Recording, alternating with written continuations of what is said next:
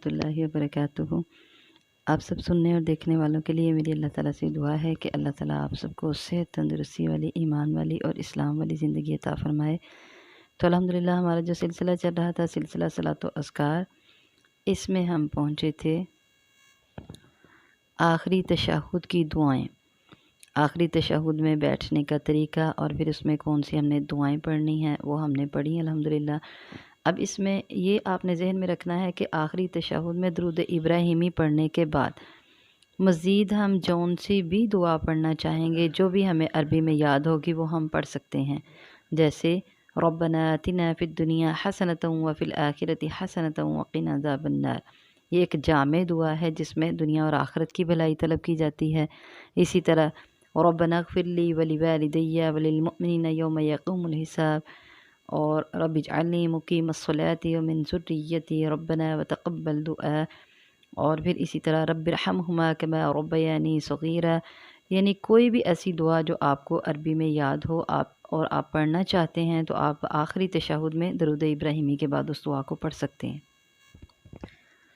ان ساری دعاؤں کے پڑھنے کے بعد اب آتی ہے سلام پھیرنے کی باری۔ تو اس کو کس طرح سلام پھیرنا ہے؟ سلام پھیرنے کے لیے سب سے پہلے آپ نے اپنے منہ کو دائیں کندھے کی طرف موڑنا ہے، اور اس انداز سے موڑنا ہے مکمل کہ آپ کو کندھا نظر آئے۔ تو اس طرح پھر السلام علیکم ورحمۃ اللہ دائیں طرف، اور پھر اس کے بعد دوسری طرف جب سلام پھیرنا ہے تو السلام علیکم ورحمۃ اللہ۔ اس طرح سے سلام پھیرا جائے کہ آدھا چہرہ، یعنی اگر کوئی پیچھے بیٹھا ہو تو اس کا آپ کا نظر آ رہا ہو، اس طرح بالکل کندھوں کے برابر آپ کا چہرہ ہونا چاہیے۔ اب جب سلام پھیرا تو سیدنا ابن عباس رضی اللہ تعالیٰ عنہ بیان کرتے ہیں کہ میں رسول اللہ صلی اللہ علیہ وسلم کی نماز کے مکمل ہونے کو تکبیر اللہ اکبر کی آواز سے پہچانتا تھا۔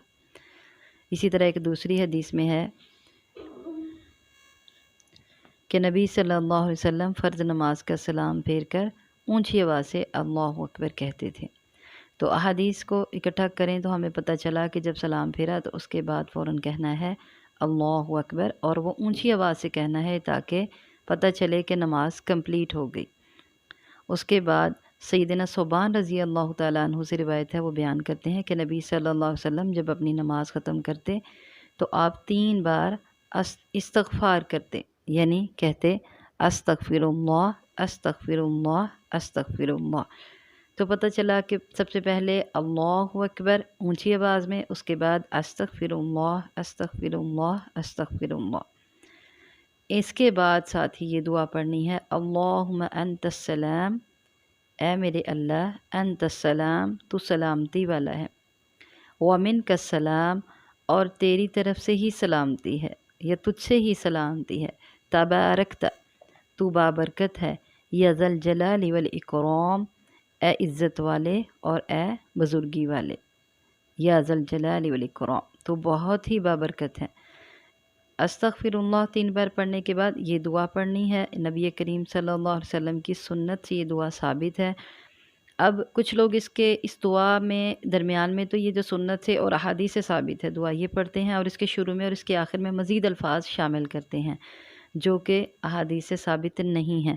یہ دعا اتنی ہی ثابت ہے اور اتنی ہی پڑھنی ہے، تو انشاءاللہ العزیز یہ سنت کے مطابق ہوگی، نبی کریم صلی اللہ علیہ وسلم سے محبت کا اظہار ہوگا، اور اللہ تعالیٰ کی بزرگی بیان کی جا رہی ہے اس میں۔ اللہم انت السلام ومنک السلام تبارکت یا ذا الجلال والاکرام۔